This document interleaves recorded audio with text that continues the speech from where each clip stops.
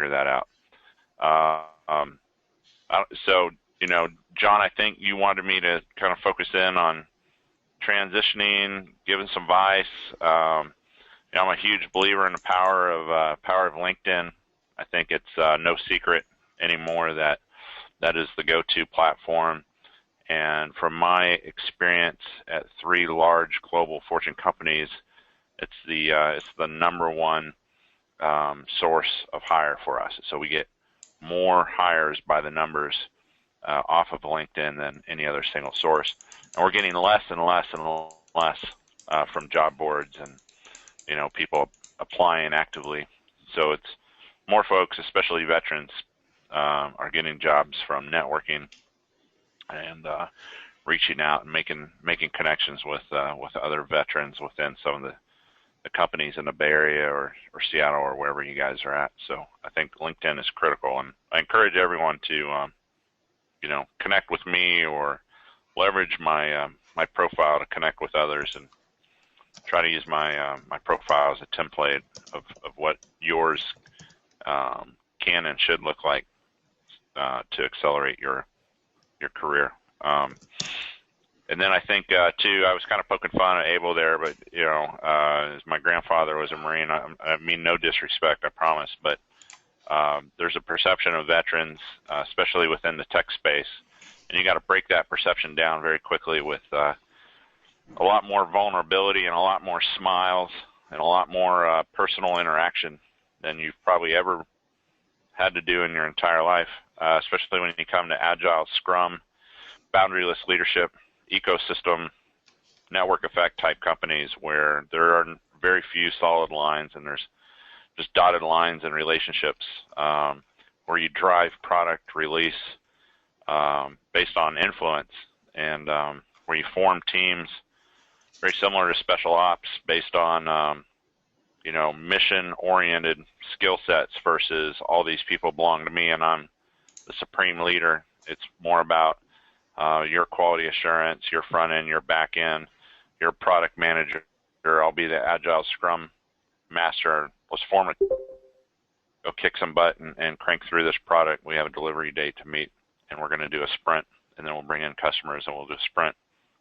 And so I think military first impression, whether it's your LinkedIn profile or the first handshake you do as you're out there networking, it's absolutely critical that you smile and kind of drop your guard and lose the rock cocked and ready to rock facial expressions. It took me a while to figure that out. When I transitioned, I've been told when I don't smile, I look pretty scary and mean. I don't know if that's true or not, but I got a lot of that feedback.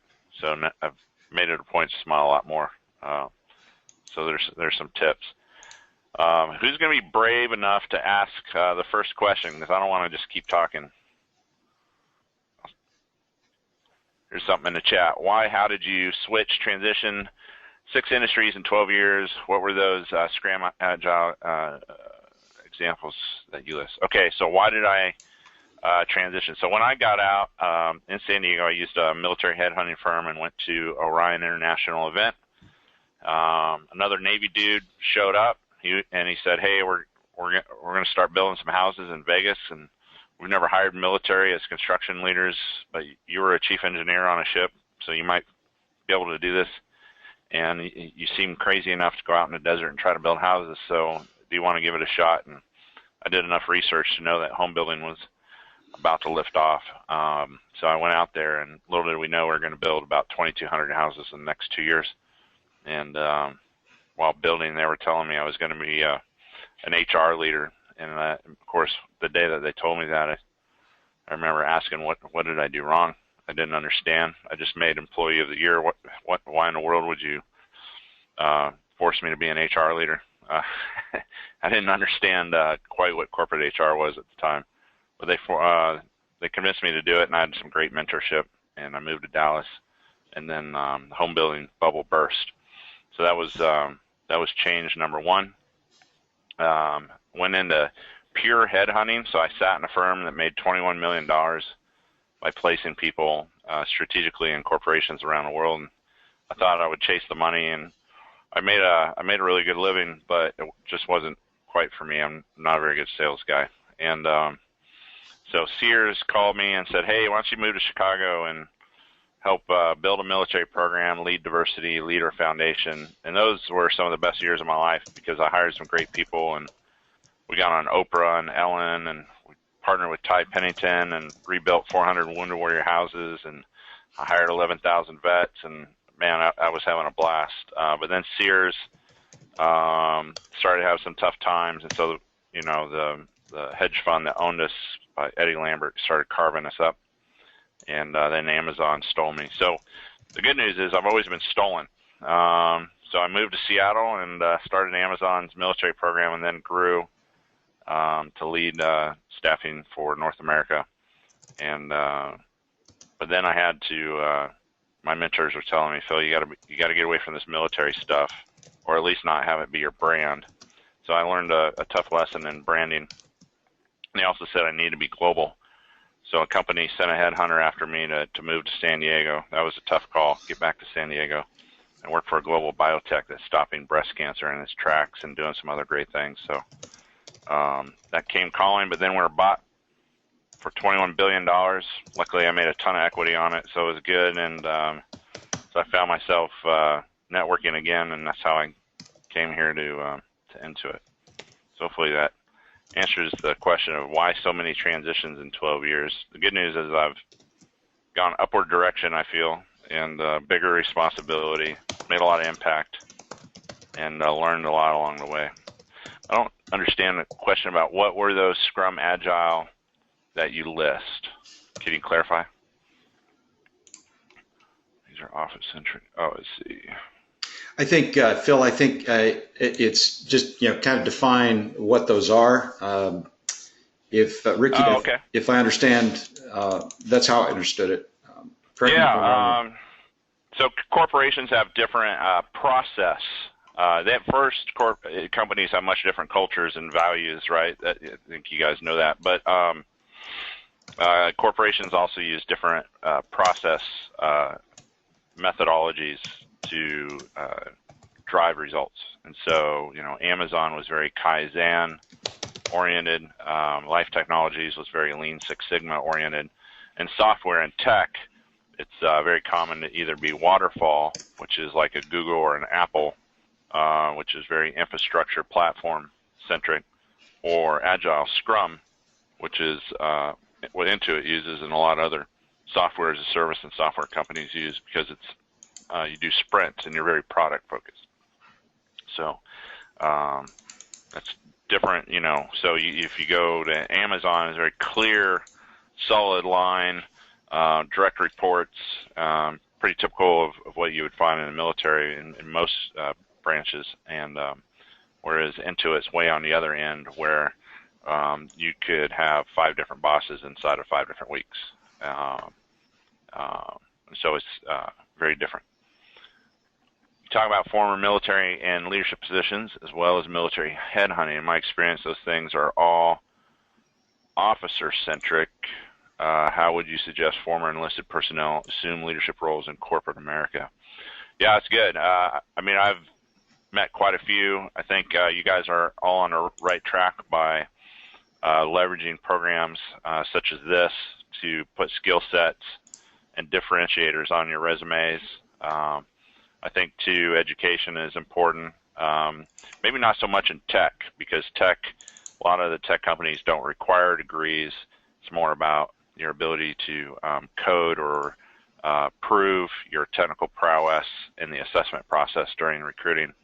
And so, usually when you get a certain point in the funnel as you're interviewing, and once you prove your craft, you're going to be in no matter what your background is. I think, too, it's proven that at a certain point, once you get into corporate America, so we're talking Fortune 1000, it doesn't matter where you're from. Of course, you keep the values and skill sets, but the last thing you want to do is run around and say, I'm Mr. Military. Companies care more about you being Mr. Amazon or Mr. Intuit and assimilating to the culture and being successful within the lifelines there. So I think enlisted can be just as successful in corporate America. Now, if you're talking military headhunting firms like Orion, Bradley Lucas, all those guys, Bradley Morris, there's quite a few of them out there. Most of them have enlisted focus as well as officer focus. I think the differentiator is when you look at Fortune 1000 companies, they've had more success, more understanding of officer recruiting programs because they're anchored in mostly tier one school systems. And companies that have big university or MBA recruiting programs, they understand an officer resume a little bit better. And because those schools usually cross paths into the other programs, and so they see a junior officer pairing well as a quick successor to usually a senior manager or director, very similar to an MBA program. So, that's the difference. I think if more enlisted used benefits to get into the tier one programs like a UCSD, down here in San Diego, for example, I think it would even the playing field a lot quicker.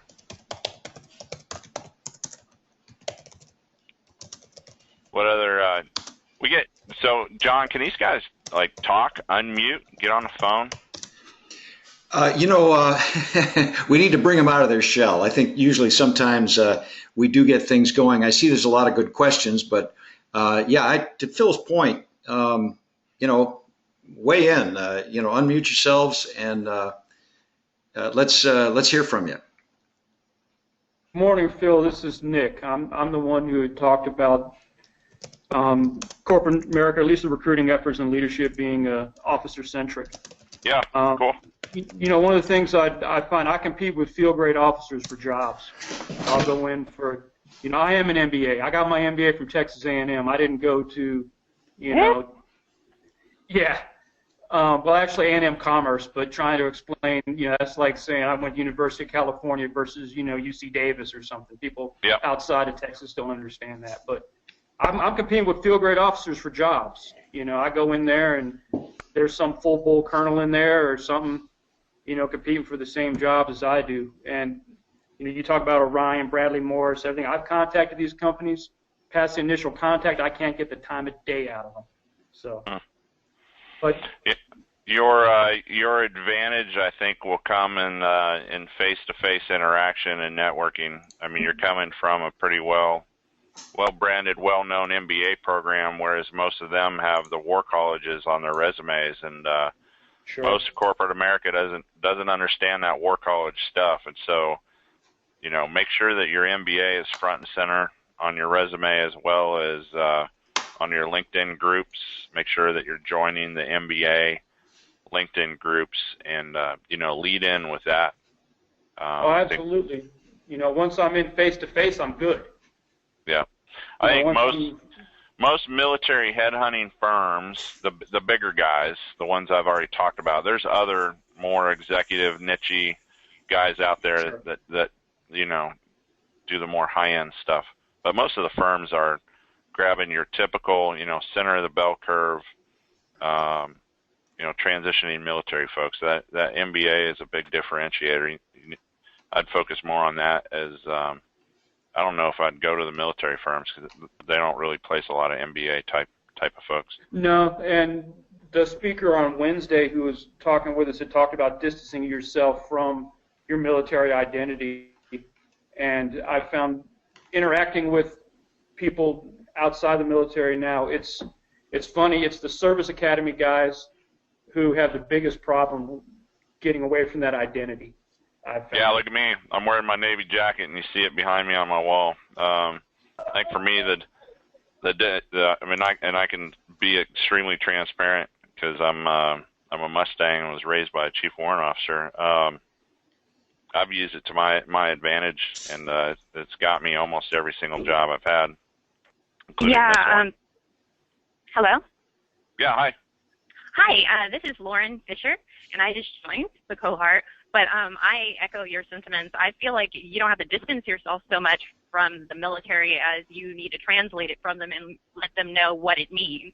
So I know that I I came out with an associate's degree from Defense Language Institute, but I think the change came when I changed it on my resume to reflect that I had come out of Monterey Peninsula College jointly. So I think when we translate it for them, they're better understand what we did when we were in and what we're capable of going forward.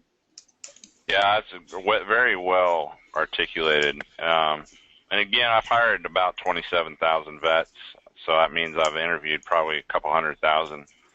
I've never really got caught up in the whole enlisted versus officer or the education stuff, but I have seen it work very well when people approach it with a great positive attitude, great positive energy, and use it to connect with other veterans within the company while you're trying to network your way in, and or while you're interviewing. Hey, can I grab a cup of coffee with you? Looks like you're a fellow Navy dude, working at Intuit.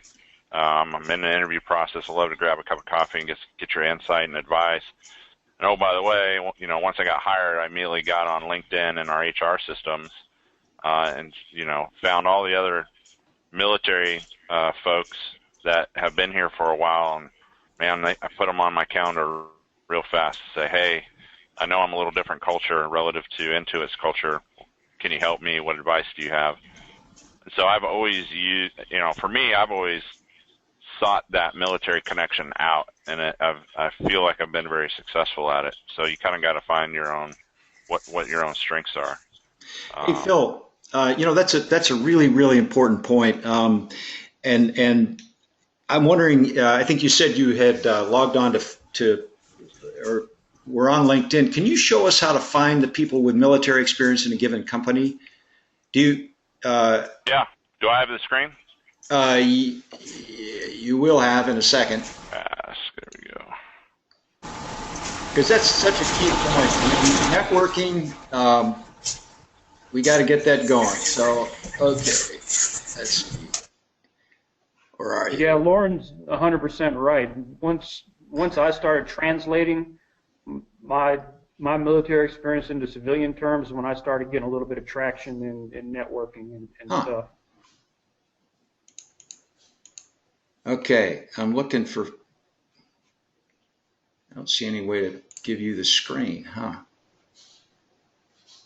Yeah, I don't know this system at all. I'm a WebEx freak, so this is GoToMeeting is. I think this is the first time I've ever been on it. So normally I'm all about these tools. Here we go. Well, that's me. You don't want to see me. Options. Oh, here you go. Yeah. Okay. It was. Got it. All right. You got the screen now. Here we go. All right. So this is my profile. Hopefully, y'all come in and connect with me, or use my network. And one of the biggest things I could tell you is LinkedIn's not Facebook. So no, don't put Facebook pictures up here. Amen.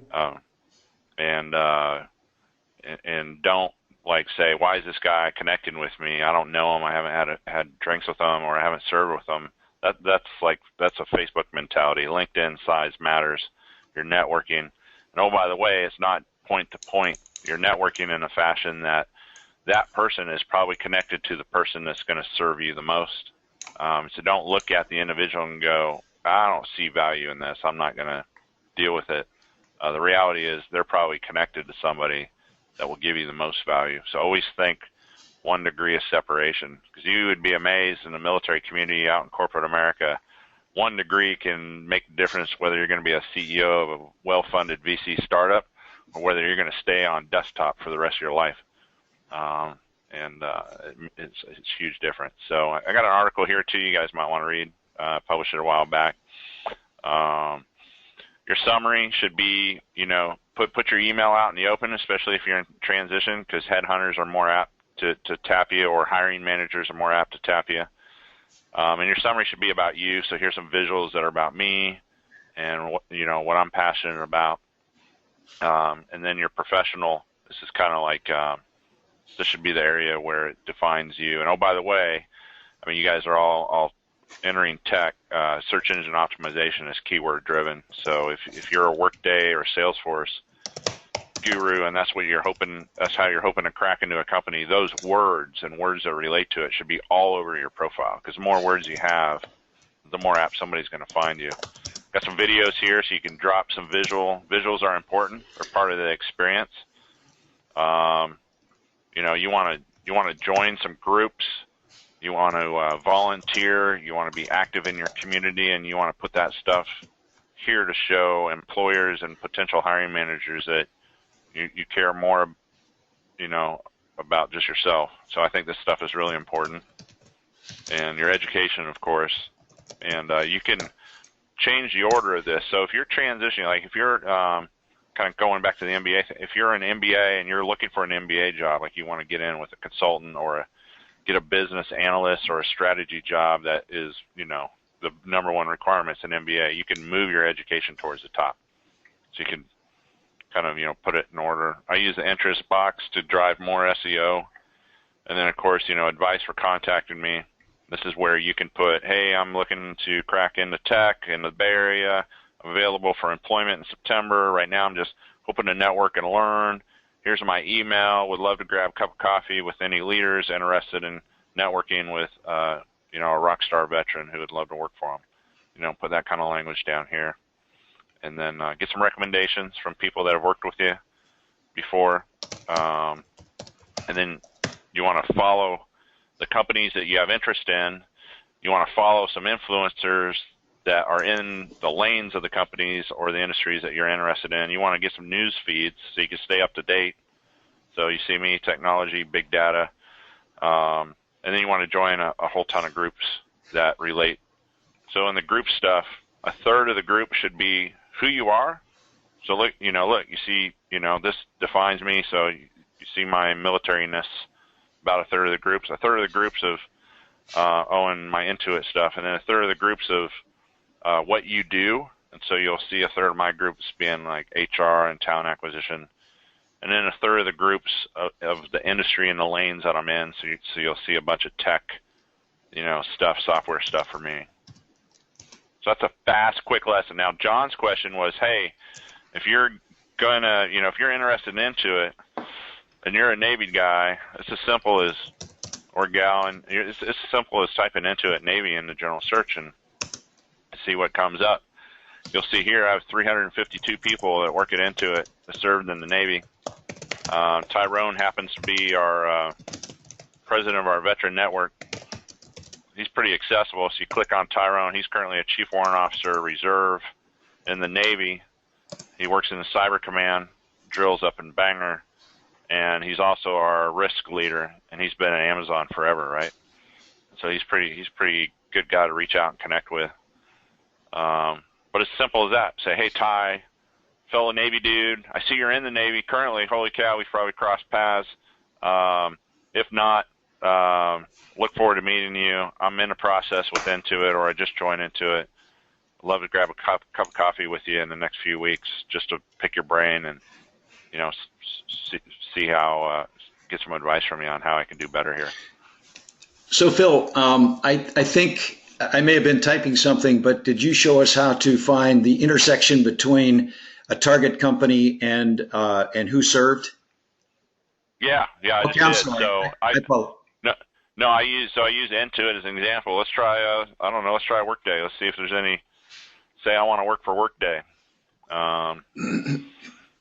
And, I'm in the Navy.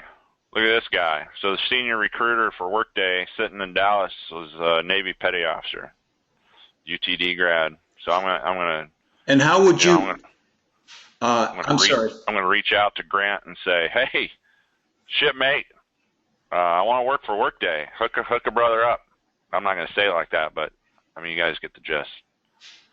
Bill Wilson, by the way, down about 6. Down there, he's going to be joining us. He's a big part of what we're doing. He's commanded the Navy SEAL the training school and commanded one of the SEAL Team 1. Great advocate of what we're doing, and very much involved already. And look, the connection was made exactly that way. I mean, he's a veteran. and he responded. Well, of course, I was introduced to him. We had lunch last week, but he's the kind of guy that would respond exactly to what Phil's talking about. It's like, hey, look, I'm a Navy vet. Hey, even if you're in the Marines, he'd probably respond. I guarantee you he would. But he's not. He's very, very passionate about helping veterans make the transition. So here's the point: is do not be shy. I mean, what Phil is saying is it's not only reasonable, it's expected and necessary. Just reach out. If somebody doesn't want to do that, that's fine. But boy, I'll tell you, that's 1,000 times more powerful than going to a job board and applying for a job. That's almost not even worth doing. I mean, just make those connections. There's also an advanced search. I don't know if if we want to get into that, Phil, or not, but it allows you to much more granularly focus on the intersection you're looking for. So, for example, served in the Navy, works in this company, happens to be live in this area, what have you, in this particular functional area. Yeah, there you go, the advanced search. So you can do that if you want to. Just all kinds of ways to slice and dice the incredible amount of information out there and to make the connection, right? Yeah, this is a powerful weapon, and I've never heard of or seen somebody reaching out to a fellow vet inside of a company. It might take a few days to get back to you. You might have to follow up because everybody's super busy. But at the end of the day, I've never really heard of anybody say, no, I don't have time for you. It's not ingrained in us at all. And when you get out and transition and get settled in your new company, it's inside of you somewhere to give back and continue to link in the chain. So, a question from Seth Rosen. I see a lot of questions, so let me answer them real quick. So Norman Capers wants to know, hey, Scrum certification, is that good?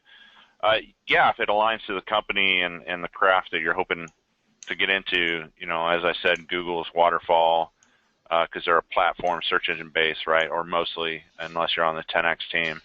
And we're a software as a service company, and so Agile Scrum rules supreme with us and most software companies. So if you want to get in the product side and develop applications and software to change the world, then Agile Scrum is a great way. I also think, when I do job fairs and everything, a lot of military come up and they want to combine their leadership and the tech, and you might not have the hardcore tech schools or hardcore tech skills that can crank out 40,000 lines of perfect code. And so you typically target product or project manager jobs. And so Agile Scrum certification is a great way to help you compete for those jobs. It makes it easier for the recruiters to figure it out.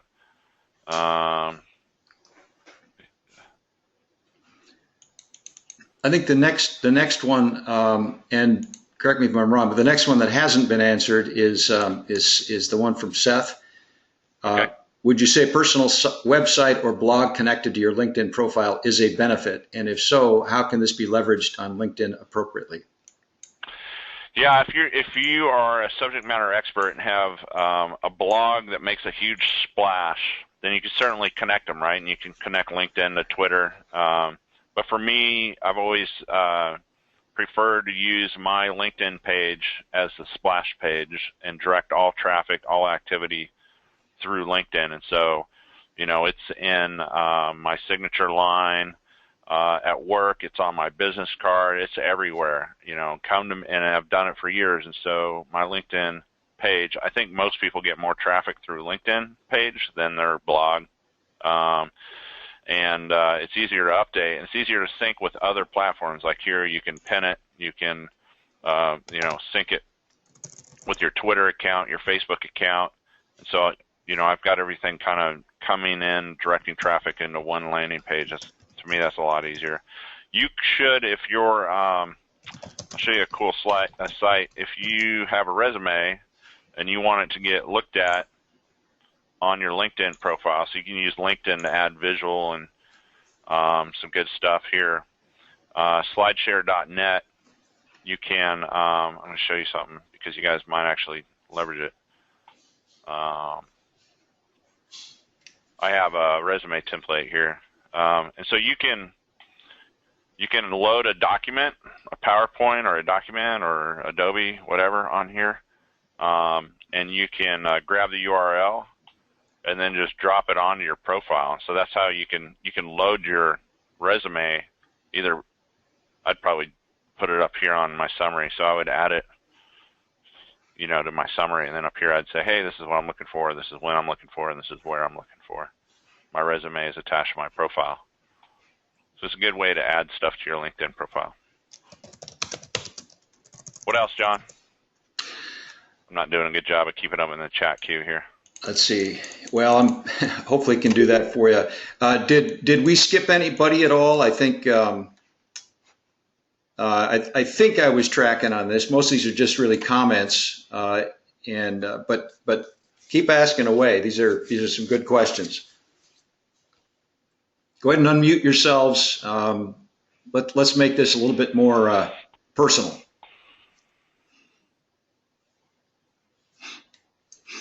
Okay, well, I have a question, Phil, that came up, and I took a stab at answering it, but I think it came up a lot.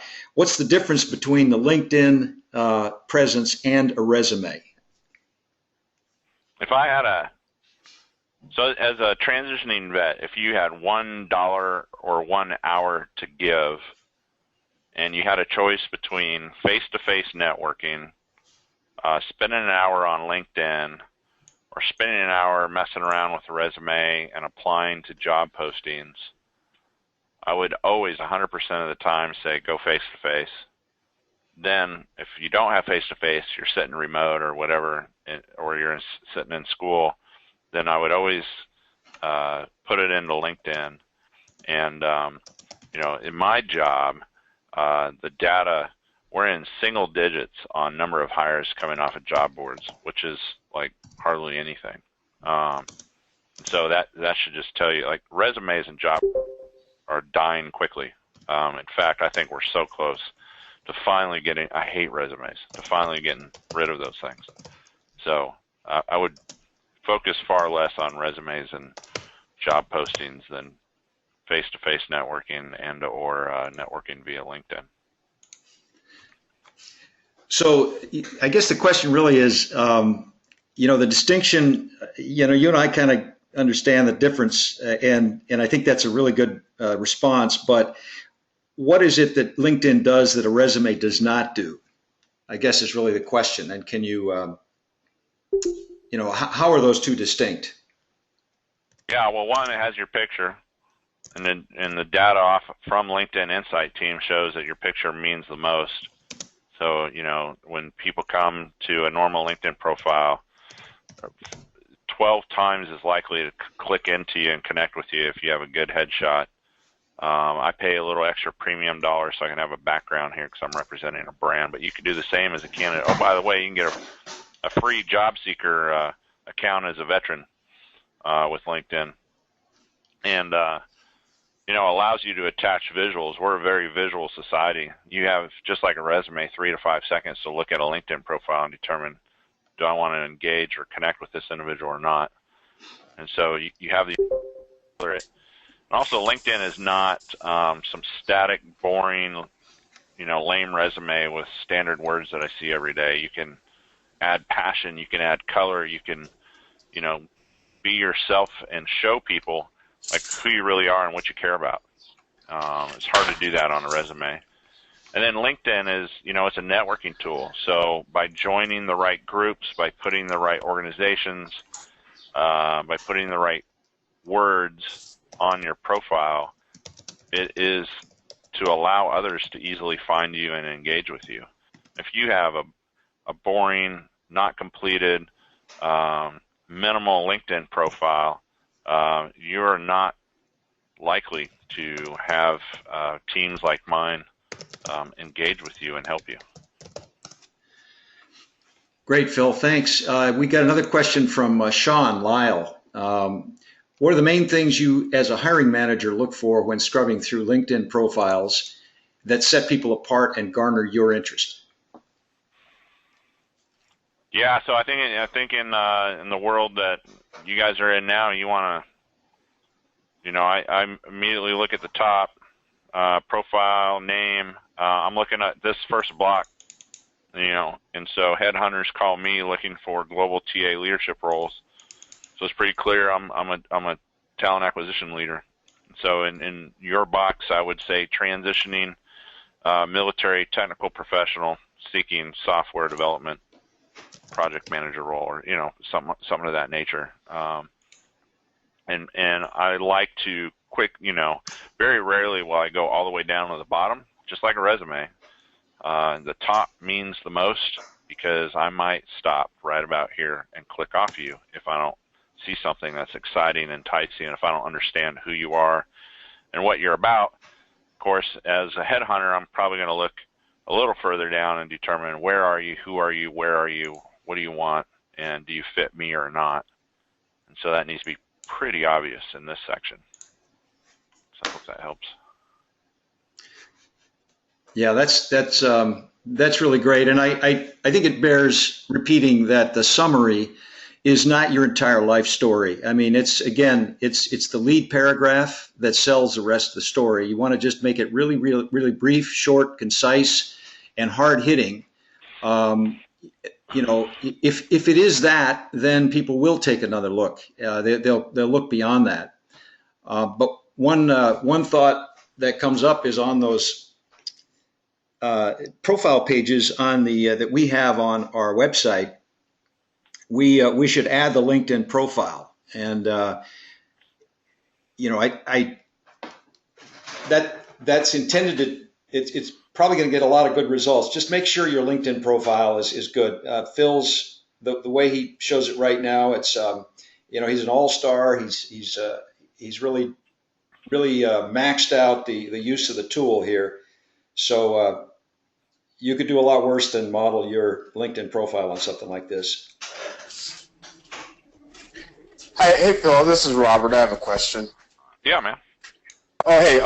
So I was wondering, how do you apply for a job? So here's the situation. There's a few companies here in Indianapolis that there's multiple positions that I would be like really qualified for and be interested in working in, but I'm always really hesitant to like apply for every job because then it makes me look unfocused, right? So I'm just wondering how you really leverage like a diverse skill set, but also look like you actually have a brand worth mentioning. Do you mind sharing one of the company names? Oh, yeah, well, Exact Target is here, which Salesforce owns them. And so I'm not sure if you know Project Lead the Way. Project Lead the Way is another one, which, they have, I oftentimes get attention for, because I have an MPA and my background is really nonprofit management. So I get a lot of attention from, the development side and the sales side, because I've done, enterprise level technical support type of thing too. So I've had really that client-facing and, technical side of the house on both sides. So.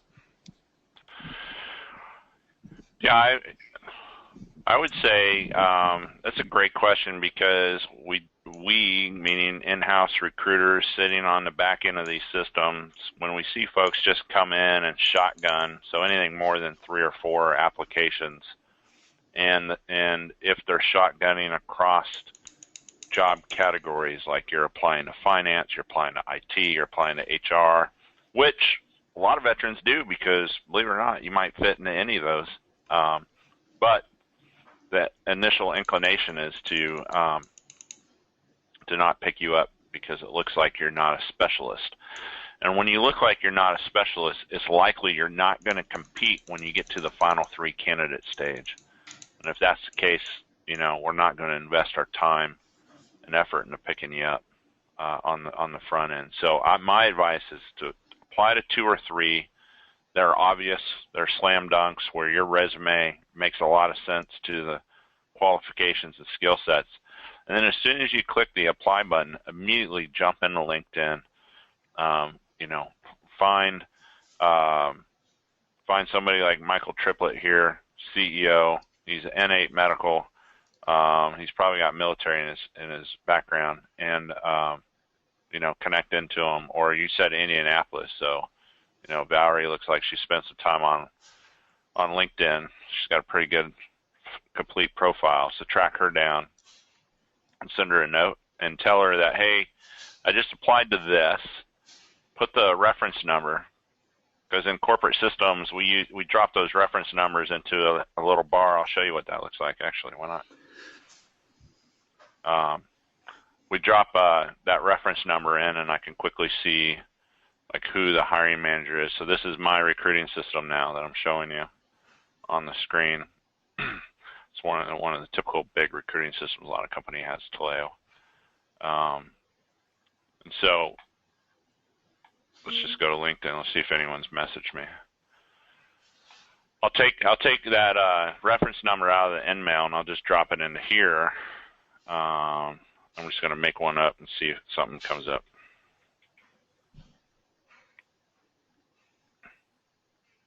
So say you just applied to this, 00112345, senior web developer. I can immediately see who the hiring manager is and who the recruiter is. And then I usually reply to the email and say, awesome, can you send your resume and this note directly to my email, and I'll send it directly, I'll just forward it directly to Laura Lee and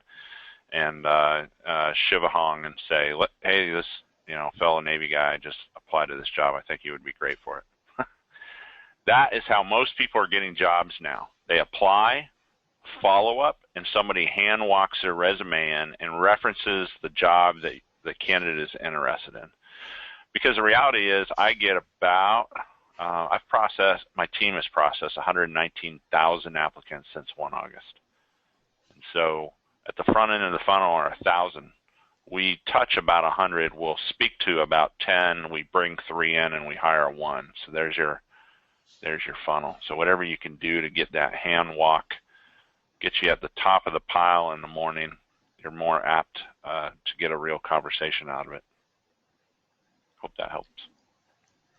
Great, Phil, thank you. Yeah, here's a question from Seth. I have an internship with a Salesforce partner in Israel, and this is not guaranteed. Oh, you read that?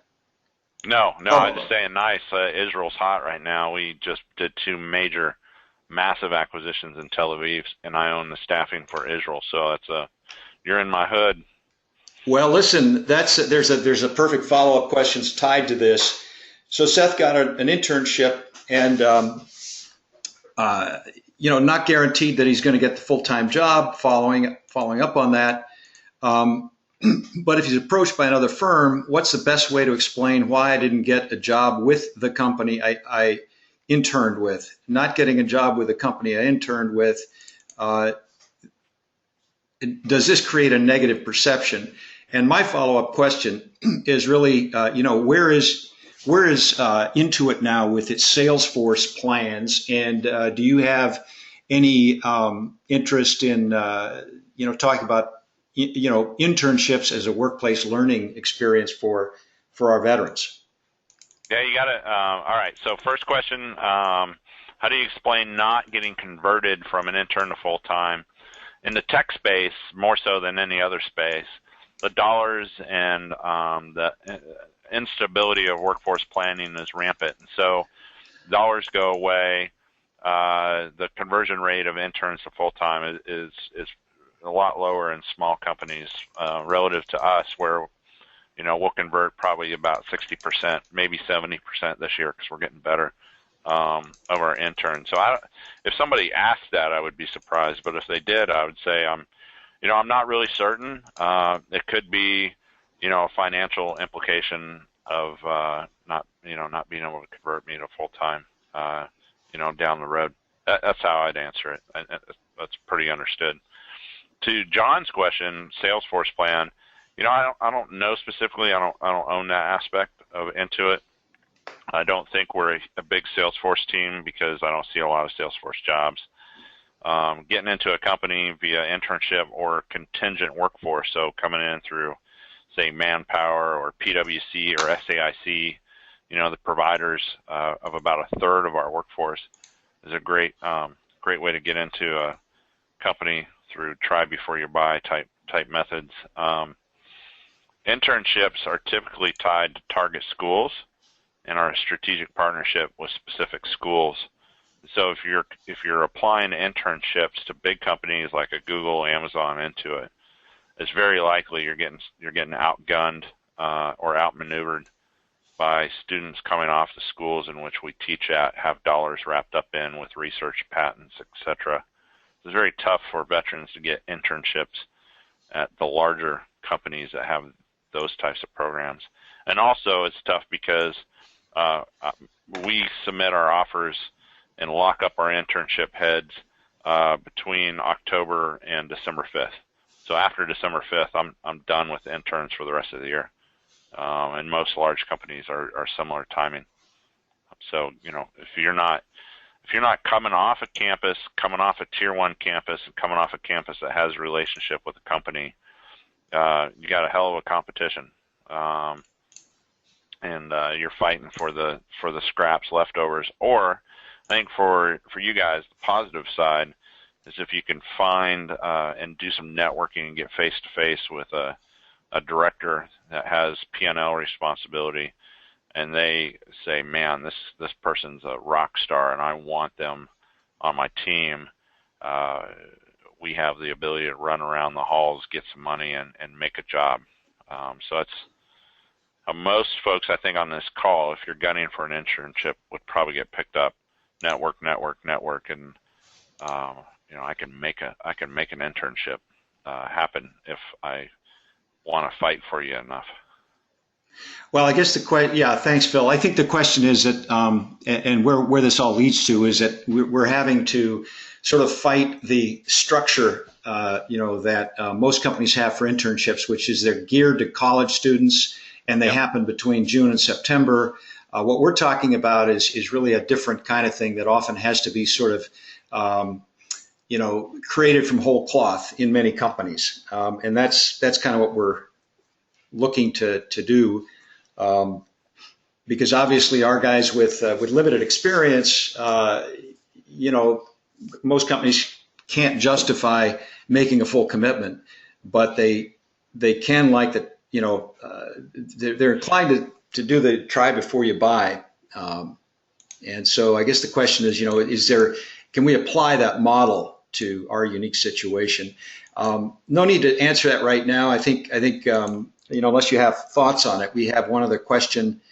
But I didn't want to go too deep on that.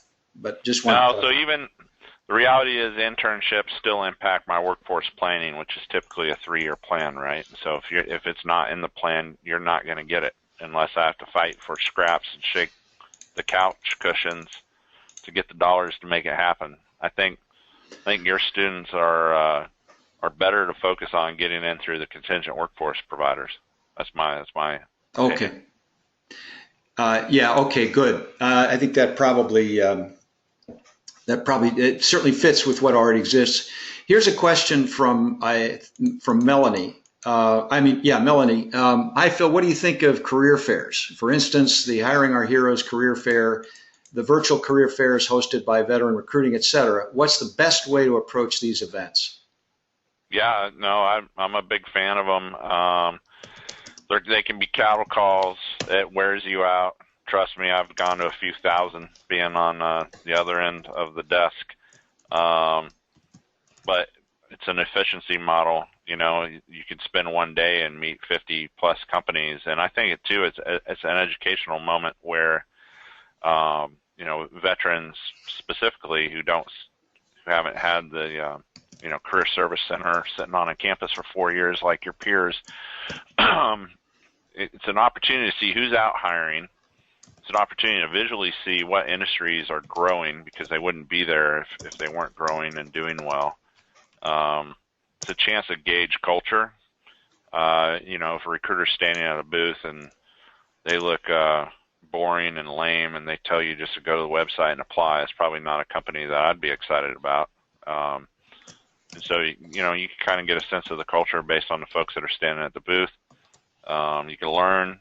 What you don't want to do, though, is be one of those thousands of candidates that walk into a job fair, walk up to me at a booth and say, so what's Intuit doing? What kind of jobs do you have? Oh, my gosh. That's like the worst approach. So you want to try to get a list of the companies that are going to be there. You want to, pick some of your favorites, get on Glassdoor, get on the career site, just do some basic research and come in, with your targets, save your targets for later in the day, get your practice elevator pitch down, and then approach those targets with high positive energy. Tell them what you've seen, what you've researched, how excited you are, and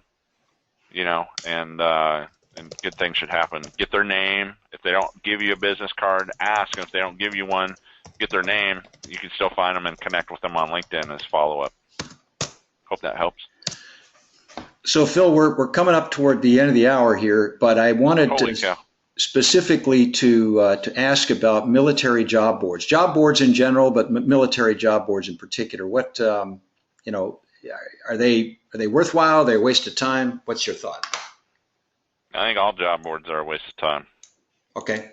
I said that earlier. So if I had a minute and an hour and time is precious, I would put that towards going face to face and finding an event to go do some networking at. But if I don't have that, and that's just too dang hard for me based on my situation for some reason, I would put the hour into LinkedIn. Okay, so military.com, Career Builder, Vet Jobs, all of those are the job boards we're referring to, on and on and on. So I would agree with you, Phil. Any final questions or comments? I'd just like to say thanks, Phil. This has been really educational. Awesome. I hope I did some good. And if you guys have any questions, or you get an offer and you have questions about restricted stock or whatever it is, just reach out to me. And if I don't have the bandwidth at that time, I'll definitely connect you with others that can help. I run with a crew like Sean Kelly, and there's a ton of us. There's about 15 to 20 of us that have been doing this for over 10 years. So we're here to help, and it's usually the hardest thing for a veteran to do for some reason is reach out and ask for help. So if you walk away one thing today, keep that in mind. I'll definitely hit you up on LinkedIn there, Phil. Thanks. Awesome. Thanks, John. Got it roll. Phil, rave reviews, buddy. Thanks so much for your time. This is recorded, so you can go look at it. Thanks again, guys. Take care. If you guys want to stay on after Phil logs off, I can, we can kind of talk about next week.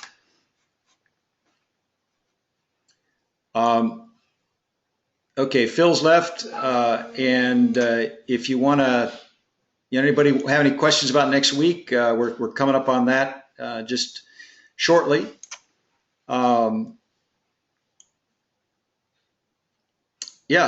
let's talk about that. What everybody have to have their plans in place? I'm good as far as that goes. I'm flying. Actually, I fly out in the morning. I'll be arriving Saturday. Oh, nice. You have a little time to kind of poke around. Well, I have family there. My family's from the Bay Area. Okay, cool. So I'm staying at my dad's house. Well, that's great. Anybody else want to? Melanie is coming up, driving up on Sunday from LA. Fantastic. Anybody else live in LA that Melanie might want to approach? Well, anyway, I'm sure I think the